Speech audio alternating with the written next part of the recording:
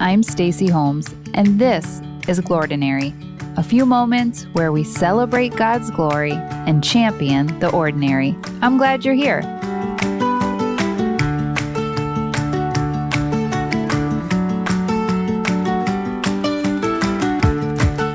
If my husband John and I find ourselves with an unexpected date night, you won't see us downtown at the latest eatery. We're not foodies. Nope, we'll go for a long walk, eat tacos, and turn on UFC fighting. I know, but there's just something about full contact sports, and mixed martial arts is about as full contact as you can get. Watching the offensive and defensive positions, the evasive maneuvers, finish off round 5 with some coffee and cake, now that's a perfect date night for us.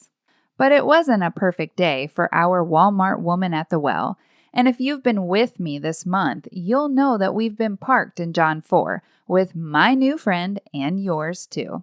I call her Walmart woman at the well because, well, she walked alongside me as I was processing through some challenging memories after a fight with my hubby over our Walmart curbside groceries. You know, the important stuff in marriage, mercy.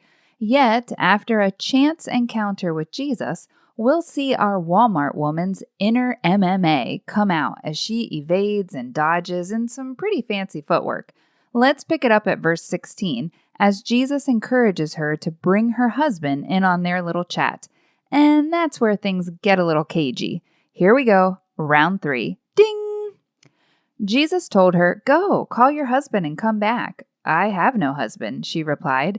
Jesus said to her, "You're right when you say you have no husband. The fact is, you've had 5 husbands, and the man you now have is not your husband. What you've just said is quite true." Gulp. Did you hear it? Yep, that's the proverbial pin that just dropped. How did he know? But then again, who didn't know? 5 husbands and now a live-in boyfriend? That's hardly unnoticeable, and yeah, there's definitely a story there. I'm guessing it's right about now that my friend begins sweating through her robes. If only she had known who she was talking to, who was speaking to her. If only she had known that this man, he was different. Not an accuser or an abuser. No, that's someone else, but not him. He's a question asker, an inviter, the one who opens the way, initiates the conversation. He isn't afraid to go into the depths, the dirt, and the despair. Oh, if she only knew who was speaking to her. Verse 19, "Sir," the woman said, "I can see that you're a prophet." Oh, but my friend, she does what so many of us do. She changes the topic. She pulls an evasive maneuver to dodge his invitation and shut down further conversation. She says, "Our ancestors worshipped on this mountain, but you Jews claim that the place where we must worship is in Jerusalem."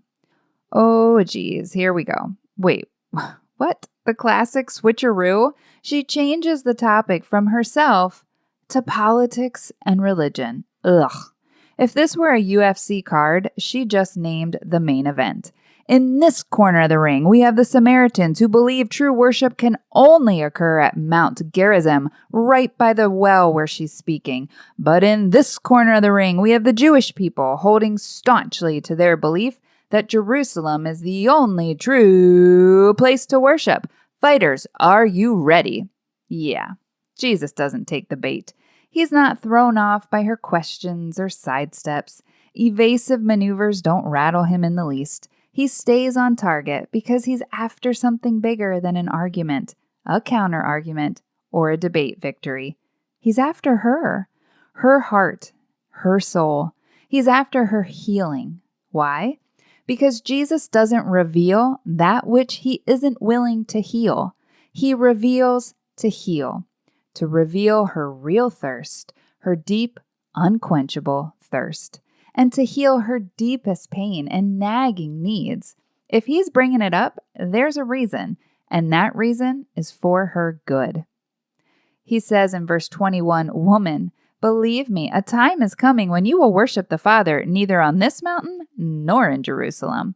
You Samaritans worship what you do not know. We worship what we do know, for salvation is from the Jews." Who was she actually looking for? She wouldn't have known anyway.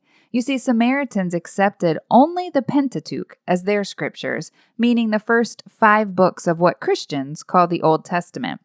Unlike the Jews, the Samaritans were missing out on all of the rich and robust revelation in the major and minor prophets and the wisdom books of the Old Testament. She didn't know who she was even looking for. But he did. He knew all along. He goes on to say in verse 23, "Yet a time is coming and has now come when the true worshipers will worship the Father in the Spirit and in truth, for they're the kind of worshipers the Father seeks. God is spirit, and his worshipers must worship in the Spirit and in truth." It's right about now he's starting to get into the good stuff, the real worship. Not tradition, not location, not about culture and history or origin, rules, rituals, none of that. Real worship is about an honest and open heart with God. That's it. Who cares if you're going through all the motions, checking all the boxes, if you're lying your way through it all? Real worship is when we stop changing the topic, when we listen to the gentle invitations of Jesus' questions, when we keep the conversation going. Yet our Walmart woman, she's scrappy. I love her. I get her. She tries one more time, one last Hail Mary to shut down this line of conversation. The woman said, "Well, I know that Messiah is coming, and when he comes, he will explain everything to us." Thinking that she's just delivered the knockout punch, the final blow to shut this man up, Jesus then does what only he would do. He outs himself. Then Jesus declared, "I, the one speaking to you, I am he." It's easy for us to read and go right on with our day. But he does the unthinkable here.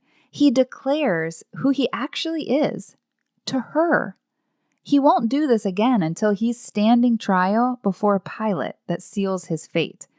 Everyone, and I mean everyone, has been poking at him to just say it. Say you're the Messiah. And he wouldn't. Until her. It's mind-blowingly crazy. Why her? Of all people. Walmart woman. Yes, because he's not just a healer. He's the revealer. He reveals who he is, the Messiah, the Christ, the one she didn't even know she was waiting for, hoping for, to quench her deepest thirst. This man, this one, the Messiah. Not much has changed. He's still asking questions today, of you, of me, still inviting, but not questions to play dumb or be rude or shaming. No, questions to give us a moment to pause what we're doing, to take inventory, reflect, to be curious. A water break between the 5-minute rounds of this life.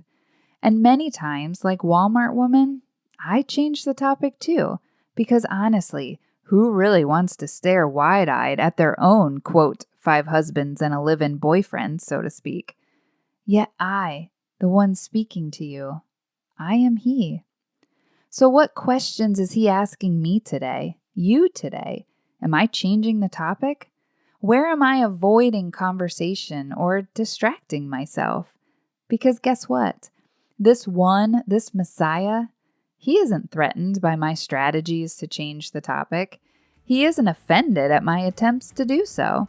And he isn't tolerant of my, quote, 5 husbands and a live-in boyfriend, so to speak. But he also isn't afraid to go there with me, with you. Shoot, he'll bring it up even. Because again, it was never about a drink of water. It was about her, saving and satisfying her thirsty soul forever. My thirsty soul, your thirsty soul. And thanks to him, there's really no need to change the topic because he already knows, and he came to the well anyway. I, the one speaking to you, I am he. Remember, you're not alone in this. I'm praying for you, friend. Have a glordinary day.